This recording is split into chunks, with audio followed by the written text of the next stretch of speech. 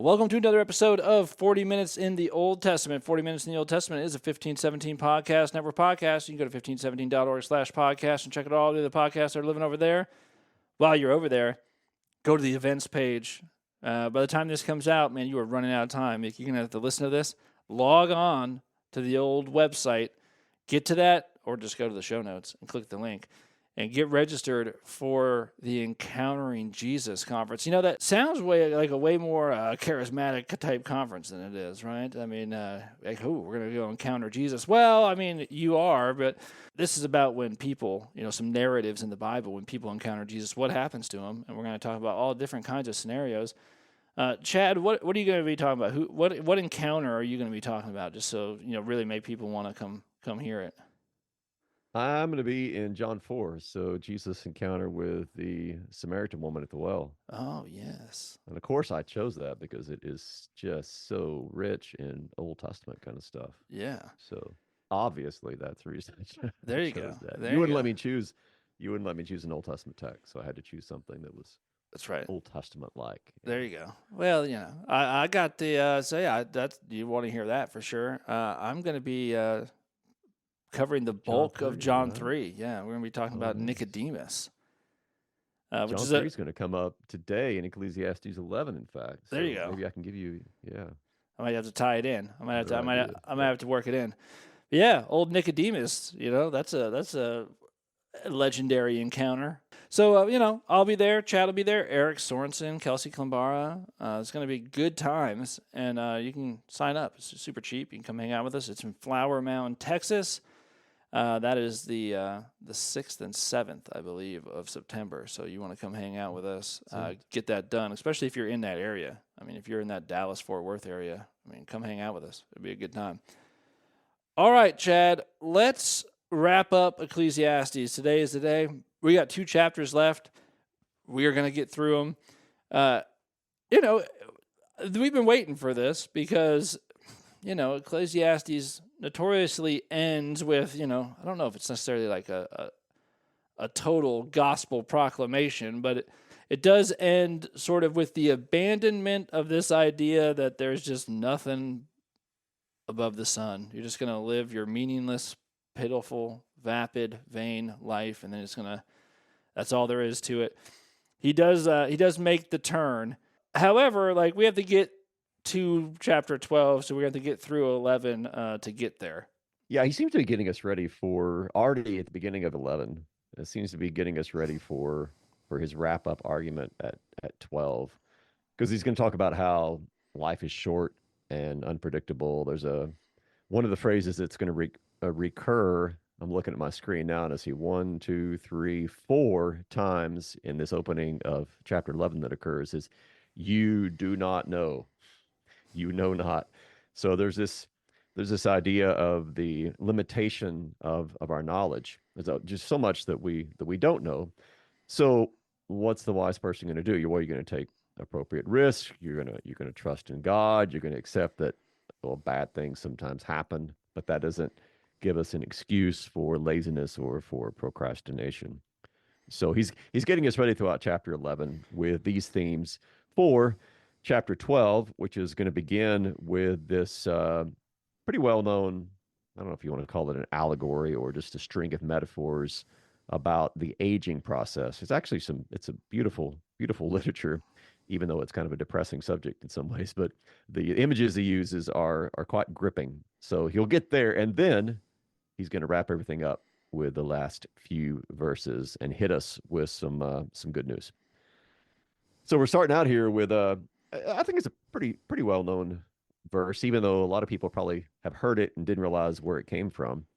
Cast your bread upon the waters, for you will find it after many days. Contrary to what you might think, this is not a verse about feeding ducks in a nearby lake, casting bread upon those waters. There's 2 different ways that this is typically taken. One is, well, let me read verse 2. So cast your bread upon the waters, you will find it after many days. Give a portion to 7 or even to 8, for you know not what disaster may happen on earth. So some people take this as a reference to basically charity. So pass out gifts, give charity to many different people, 7, 8, however many people.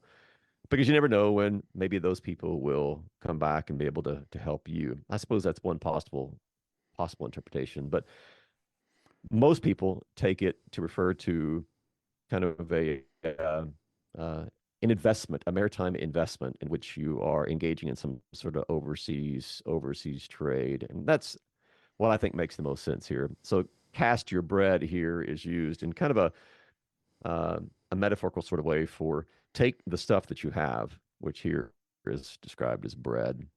So take the stuff that you have and send it over the waters.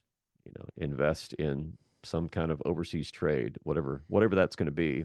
And don't do it in just one place, but 7 or 8. Diversify your investments. That's what we would say today, because you don't know what disaster may happen on the earth. So life is unpredictable. You don't know what's going to happen. And so, in your wisdom, in your discretion, use the possessions that you have wisely and cast your bread upon the waters. And hopefully, it's going to come back after many days where there's actually a profit. Even though, I mean, just like today, but certainly back in those days, any kind of travel over the water was very unpredictable. So maybe you'd get it back, maybe you wouldn't. But anyway, those are the two different ways, either charity or overseas trade, that these verses are typically explained. Yeah, it feels like this cast your bread upon the water too. Like, um, maybe this isn't right, but it feels like there's a sense in which you're not holding on to that too tightly because, like, I mean, you cast your bread across, on the water, and like, who knows where it goes? I mean, water takes things wherever it wants to take things, right? And so there's uh, a loose handedness maybe about the things you have, right? That you're willing to Yeah. sort of disperse that out there, and not be like, ooh, like I don't know, is that like should I be doing that? Like I don't know, like you shouldn't. Maybe don't cling to your stuff so too tightly. Yeah, and that would actually fit with one of the points he's going to make in the next couple of verses with regard to don't don't let fear of what might happen keep you from engaging in actions which might be advantageous to you. So he goes on to from the first two verses to the next two verses, verses 3 and 4, to mix some agricultural and weather images together. If the clouds are full of rain, they empty themselves on the earth. And if a tree falls to the south or to the north, in the place where the tree falls, there it will lie. He who observes the wind will not sow, and he who regards the clouds will not reap. Now, this is when you first read those. I admit when I first read those, it's like, okay, what are you getting at here? But what seems to be happening is this. So he starts out by saying, if the clouds are full of rain, they empty themselves on the earth. Then what he seems to be implying here is that storms are going to come. Uh, when they get there, then they're going to do what they do. If clouds full of rain come up, then they're going to empty themselves on the earth. So if bad things are going to happen, well, then they're going to happen. And then he follows that with saying, if a tree falls to the south or to the north, in the place where the tree falls, there it will lie. And that seems to be equivalent to saying, such as, whichever way the cookie crumbles, or as we commonly hear today, it is what it is. So things in the place where the tree falls, well, that's where it's going to lie. Things happen the way they happen. So there's a certain inevitability to life under the sun, and good luck changing that. It doesn't mean, however, as he goes on to say, that you should use this as an excuse for inactivity or procrastination, because he finishes with verse 4 saying, he who observes the wind will not sow, and he who regards the clouds will not reap. So if you spend all your time looking at the wind saying, oh, I can't, oh, the wind's blowing the wrong way. I don't think I should sow my seed today. Or, oh, look, the clouds may be coming. I don't think that I should reap today. Well, if you do all that every day in and out, then you're going to procrastinate. You're never going to do anything. So all of these first 4 verses seem to be encouraging a wise course of action to accept the inevitability of things going wrong in this life, but not using that as an excuse for just kind of barricading yourself in the house and never engaging in what you actually should be engaging in. There's like a middle ground, right? I think about people. I know people that maybe they're thinking about having kids, and they say like, we're just not quite ready. We're just kind of waiting until we have everything in order, and then we're gonna have a kid. And you're like, well, that's not gonna happen because After you're 70. yeah, that's not how life works. There is no perfect time. However, while there isn't a perfect time, you're never gonna have. And as someone with kids, and Chad, you know this as well, especially knowing what I know now, just like trust me, there's no amount of preparation that can help you with this. Yeah. You're just gonna have to jump in. However, while there isn't a perfect time to have children, you're just gonna have to kind of do it. There may be a time where it would not be a good idea at all. You know, like, hey, we're homeless and we have no jobs, and you're like, but we're thinking about having a kid. You're like, oh, well, that's not. You don't do that. Like, you might want to wait Right. until you have a place to live, before you do that. So I think it's kind of like that. It's you can't let staring at the sky, being like, is that a cloud? Is it a cloud? Well, we better not do anything today. That looks like a cloud, and it could be heading this way.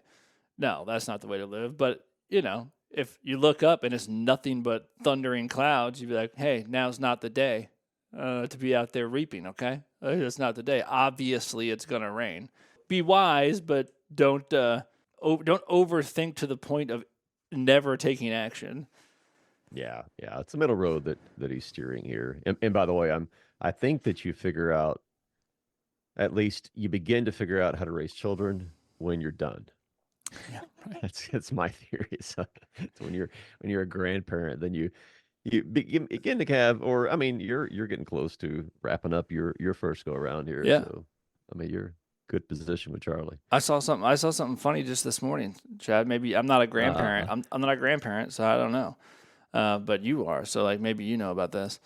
And it was this mom was sitting there with her dad and the little grandbabies sitting there, and she says to her dad, she's like, "We're thinking about introducing Mason to cookies." The grand goes, "What are you talking about? He eats cookies all the time." yeah, that would be very accurate. I saw a comic strip the other day that was this, I can't remember what the comic strip was, but anyway, this kid was being told by his dad. Now, what's the magic word when you want something? And of course, the expectation is going to be please, but instead he says grandma, which in our case would be Stacy's name is Lolly, so it would be Lolly. So you ask Lolly for something, and you're probably going to get it, cookies or whatever else it might be. Yeah, that is But see, speaking of kids, that does seem about right though, right? Like you could have this like great plan where you're like, I think it's time to introduce sweets to the baby, and the grandparents are like, yeah, we've been doing that for a while. okay. Speaking of kids, that's where first verse 5 is going to take us. And this is actually the John 3 connection that I alluded to earlier. So verse 5 says, this is another don't know verse. As you do not know the way the spirit comes to the bones in the womb of a woman with child, so you do not know the work of God who makes everything. In other words, for spirit in Hebrew, ruach, is also the word for wind or breath, and it allows for multiple plays on words. It's the same in Greek. Pneuma is can be translated as wind, spirit, breath, and that's what occurs in John chapter 3. So Jesus talks about how as you don't know uh, where the wind comes from, where it goes. Wind has this unpredictable quality to it. So is everyone who's born of the Spirit. So there's a connection there between the Spirit and wind and new birth. And you kind of have the same thing going on here with verse 5. What do you not know? Well, you don't know the way the Spirit comes to the bones in the womb of a woman with child. So you also don't know the work of God who makes everything. There's an unpredictable there's an unknown quality to the way that God works in this world, and it's analogous then to the formation of a child in the womb. So he's continuing what he's already begun here with this idea of the things that we don't know. There's certain things we do know, but there's also many things that we don't know about life in this world. He goes on, verse 6, in the morning, sow your seed, and at evening, withhold not your hand. I don't really like that translation. That's ESV. It's other translations will have, don't let your hands be idle or go slack. When I think about withhold not your hand, I'm just really not sure what they mean by that.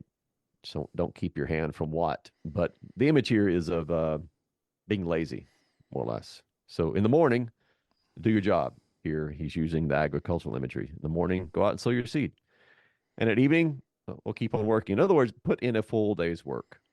So sow your seed in the morning, at evening, keep on working. Why?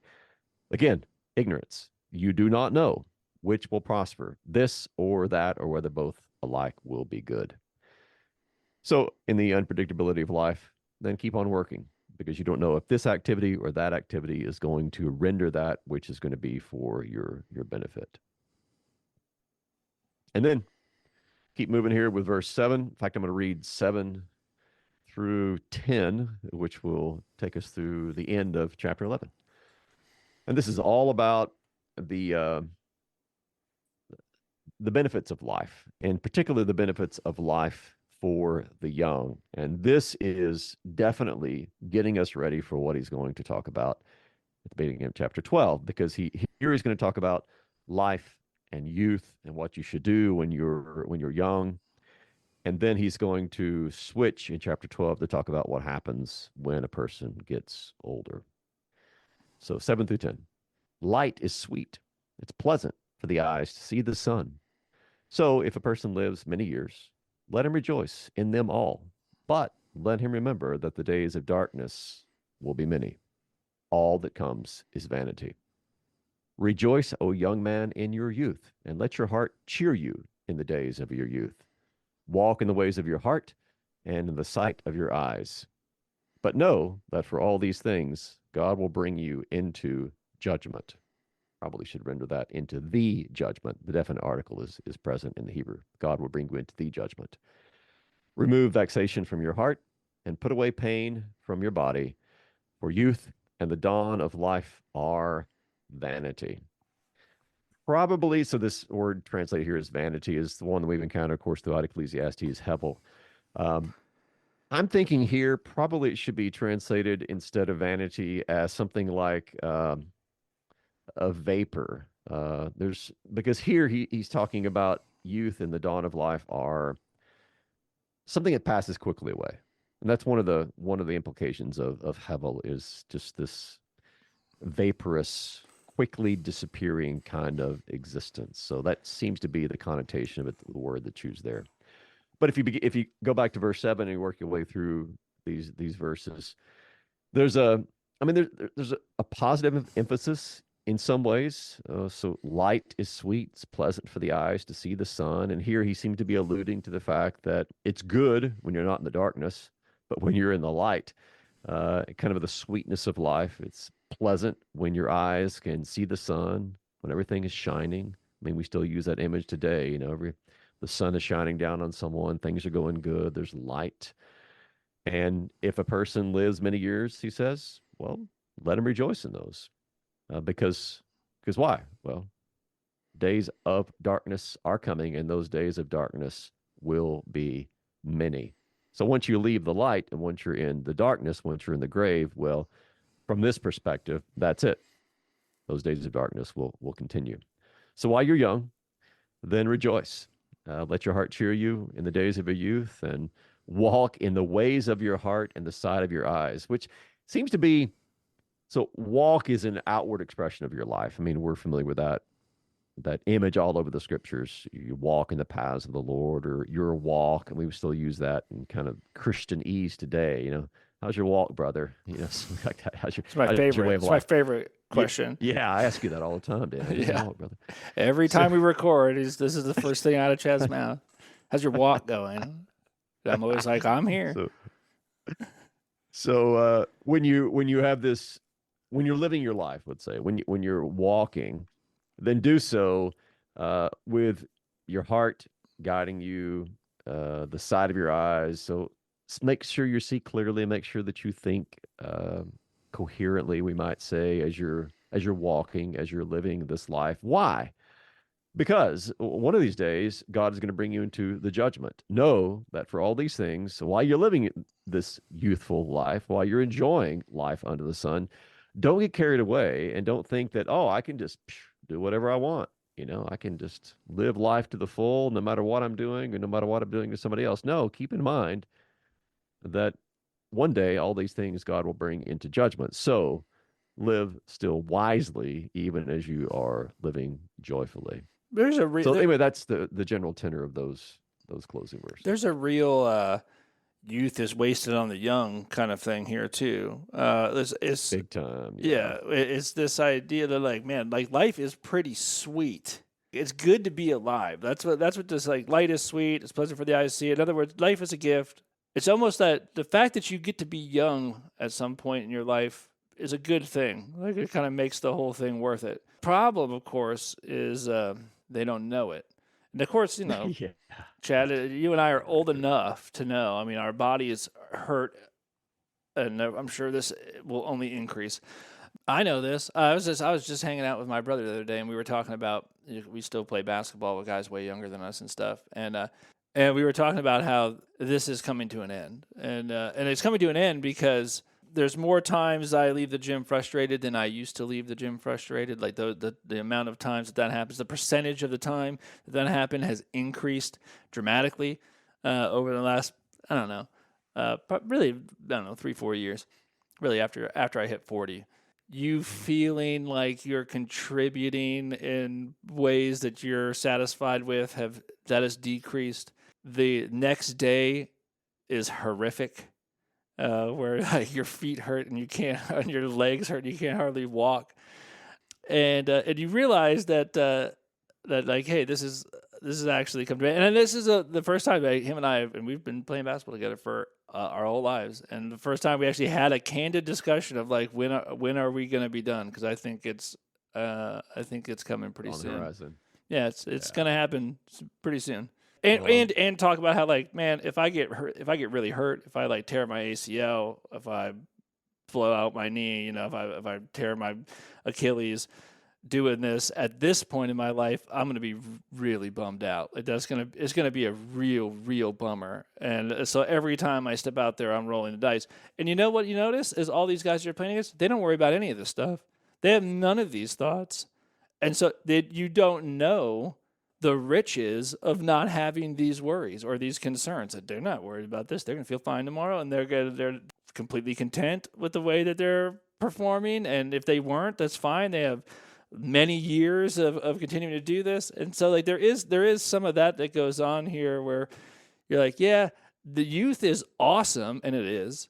Unfortunately, you don't know anything, so you don't know how awesome it is. You have no reference, right? You have nothing to contrast it to. And so it is very much wasted. And you don't know how fast it goes either. Yeah.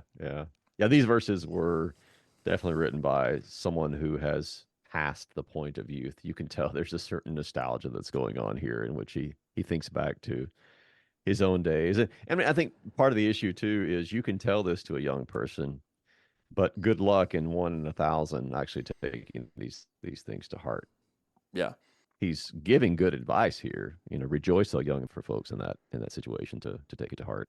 And I sympathize with. I'm 54, so I don't play basketball, but I do run. At least that's what I like to so call it. I don't know if you would call it running anymore, but I was in California these past few days in San Clemente and went down to the beach and was running on some trails down there, and it was it was frustrating to be passed by all these young people who were running at the speed that I used to be able to run at. And don't even look like they're trying that hard. Oh yeah, I mean they got bad form. I'm sure they're fine. They'll get up and they'll do the same thing tomorrow, but just plodding along. I'm getting my miles in, but I'm much slower than I was. Let's put it this way: when I almost qualified for the Boston Marathon, but that was a long time ago. So. Yeah, this verse 10 is interesting, right? Because it's like remove vexation from your heart and put away pain, or I guess that can be translated evil. Uh, Yeah, it's just a general which, by the word for way, evil. pain, evil, I'm starting to believe that those are the same. Those, those are the same thing. Synonymous. Yeah. Yeah, but you're just gonna put that away from your body, and you're like, "Whoa, boy, would I like to." Let's do that. Like so. Then Pop some ibuprofen. yeah, and then he concludes with like, for youth in the dawn of life, so the early days of your life are vanity, or they go away quickly, right? And Yeah. it does seem like maybe the way to be as you are older is like, don't get too bitter about the days of your youth being so quick. And put away pain from your body. Maybe that just means we need to hang it up, Chad. Maybe we need to stop putting ourselves through this. Maybe that's his Maybe advice. so.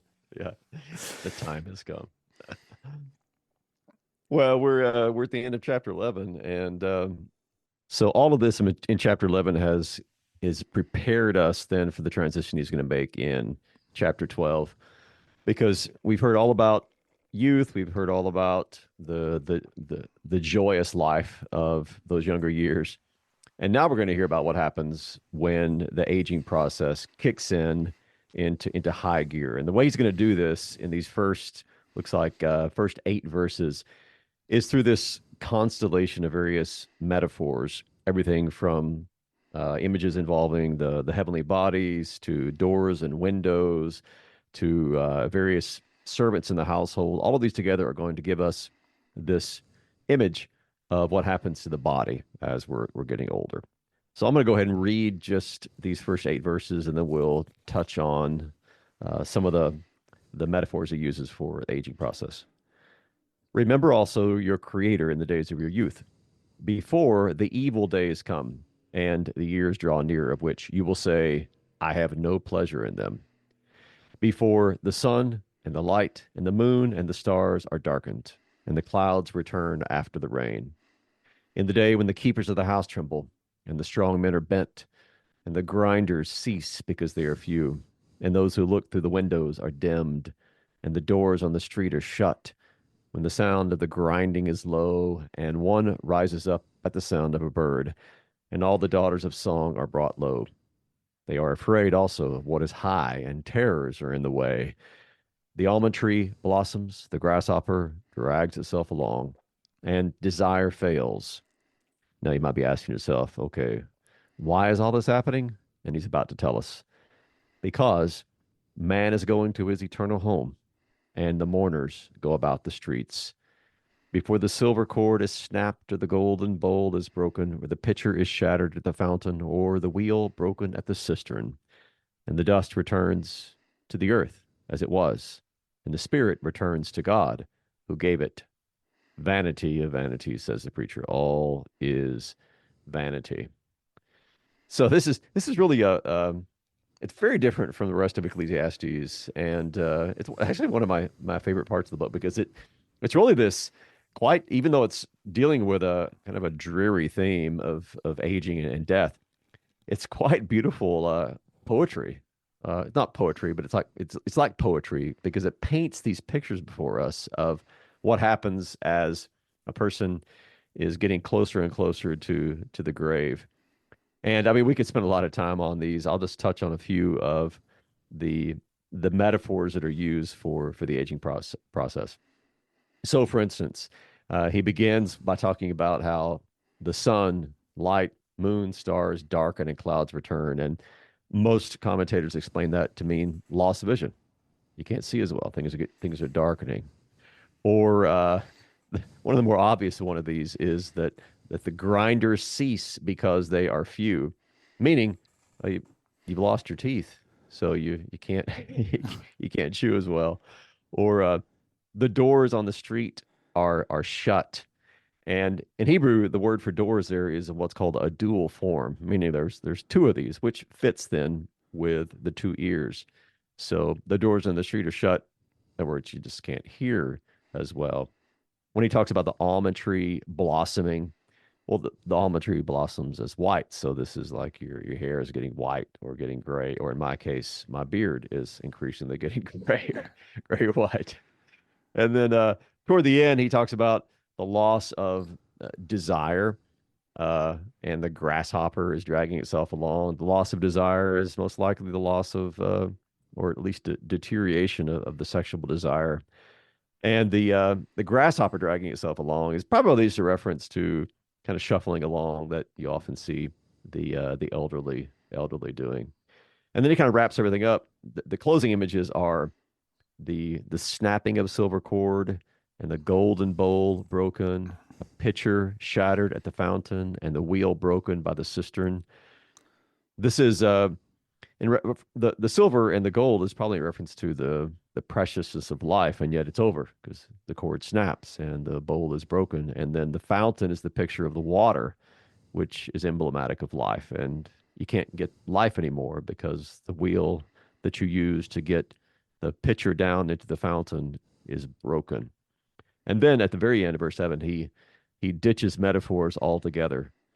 No more talk of golden bowls or grinders or grasshoppers. He actually picks up the very imagery of Genesis 2 and 3.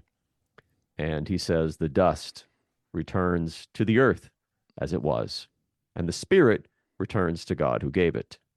And then he closes it off with this, of course, famous expression he used in chapter 1, vanity of vanities, says the preacher, all is vanity.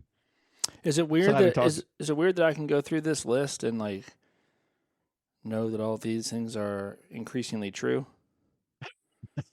it's, it's fitting with your elderly status. I mean, It is. you are pushing what would you say, 44? 44, yeah. But Woo! yeah, this is Yeah. you're like, oh yeah. Time is short. You Time can is short. I can feel the beginnings of all of these things. Yeah.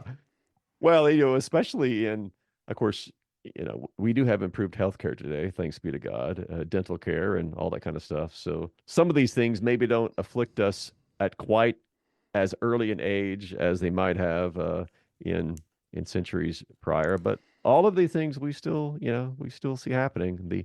The almond tree of my beard is blossoming, even as we speak. Hey, It happens. all I know is I was trying to read the dosage on some infant Tylenol the other day, and I had, had to take a picture of it with my phone and zoom in, which was not the case in years past.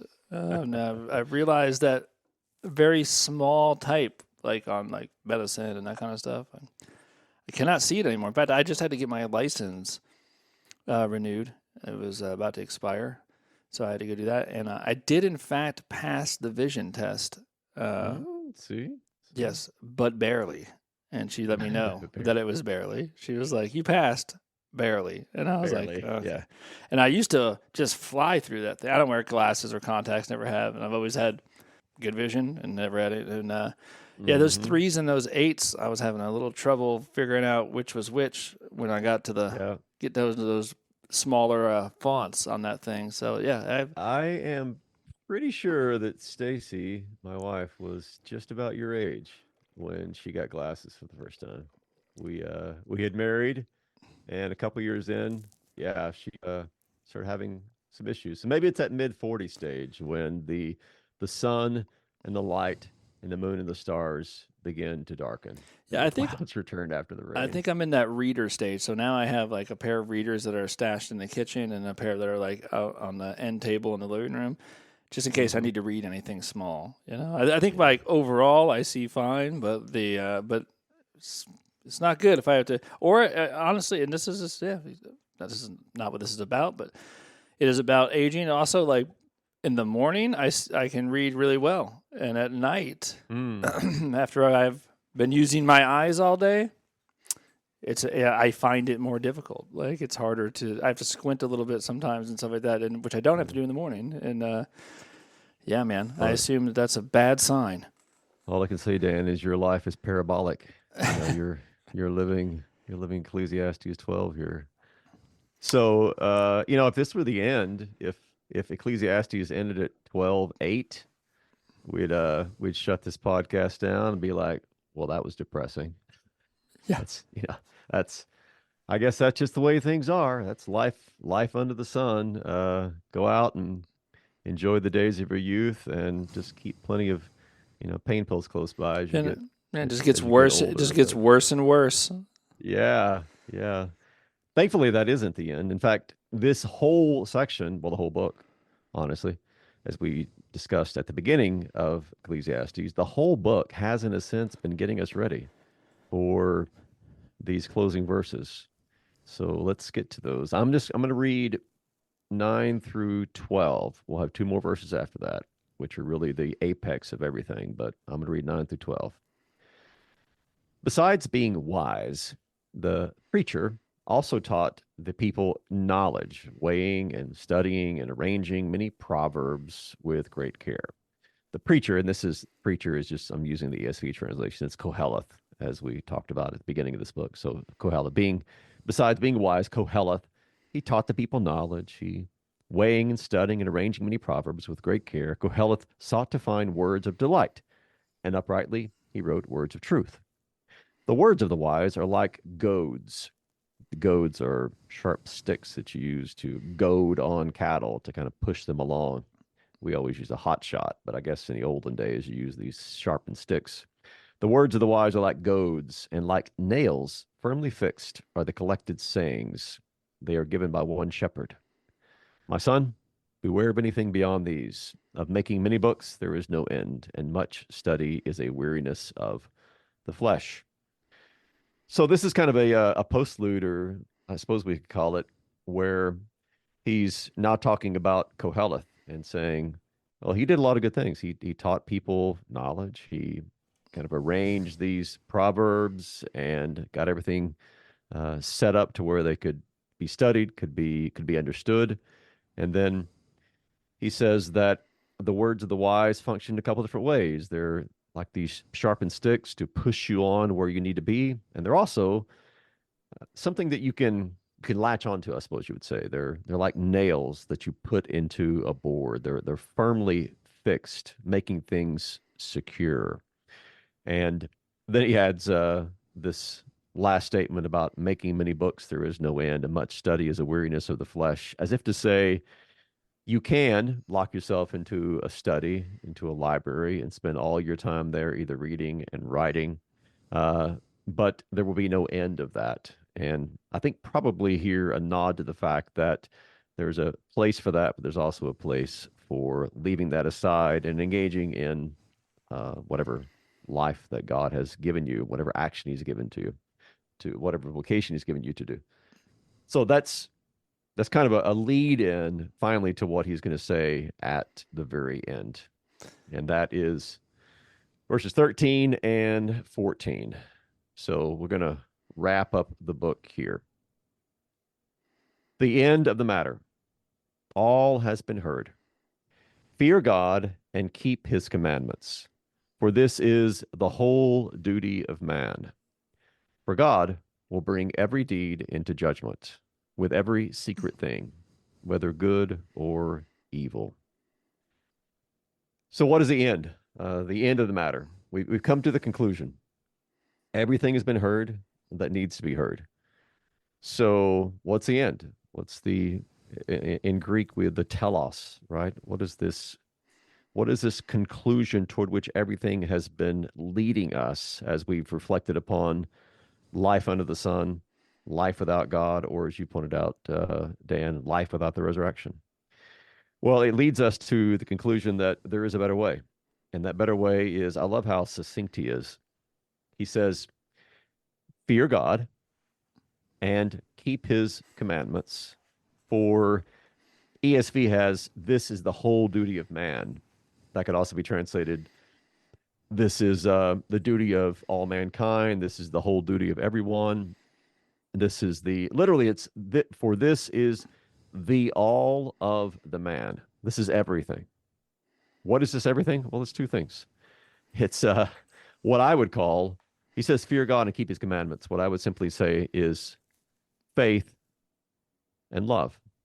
Because to fear God isn't simply to be afraid of him. To fear God in Hebrew, in the Old Testament, not just the Old Testament, the New as well, to fear God is to trust in him, to revere him, to worship him, to live your life in his life, more or less, to live in the life that God gives. That's what it means to fear God. So it's a summary statement for the life that a believer lives in faith, hope, and love toward God. And then he says, keep his commandments. And that is the kind of life that one leads in which you are directed by the word of God to serving your neighbor, to loving your neighbor as yourself.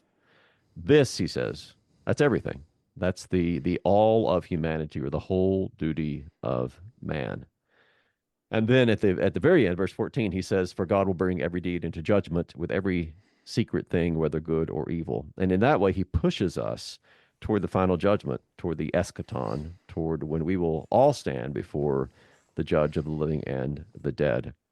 And so he, in a New Testament way, we would say he leads us to Matthew 25, where Jesus separates the sheep from the goats. And in that way, I love the way that he ends, because he's all throughout the book, he's been teaching us about the pointless nature of life apart from God, the pointless nature of death apart from the resurrection.